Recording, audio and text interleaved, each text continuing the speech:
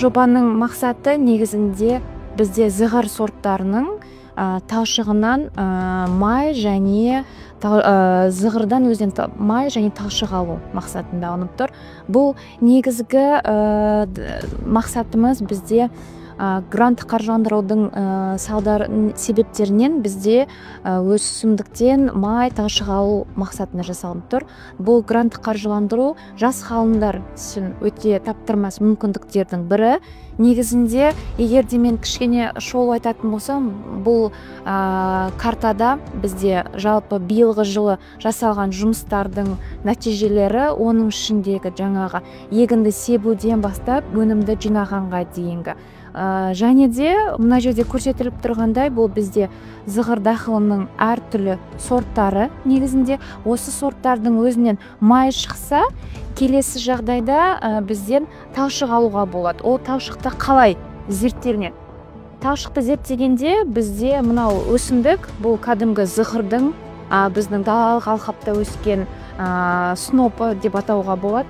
Соның өзінен бізде мысалы тұқымынан май шықса, кәдімгі жаңа көрсетілген тұқымынан май шықса, мына сабақтарынан бізге талшық алуға мүмкіндік таптырмас.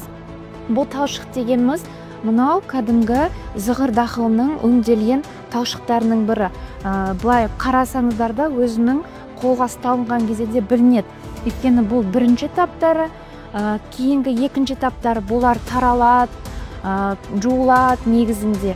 Кейінгі үшінші таптарында бұл уже негізінде әр қайсының өзінің жұмсақ байқауға болады. Тағы да бұл университеттің бізге келтіріліп жатқан үлкен мүмкіндіктері, біз жобаға қатысуға мүмкіндік болып жатыр жас мамандар ретінде, және де осындай лабораториялық жағдайларды көрсету арқылы бізде жобамыз іске асырылып жатыр.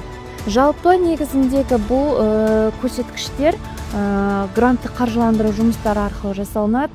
Әр жобаның артында бір нәтиже тұрады. Сол нәтижені бізді өндіріске ұсынып, кейінгі таңда өзіміздің қоғам үшін және өзіміздің болашақ жас мамандар үшін таптырмас мүмкіндіктердің бірі деп сенемін.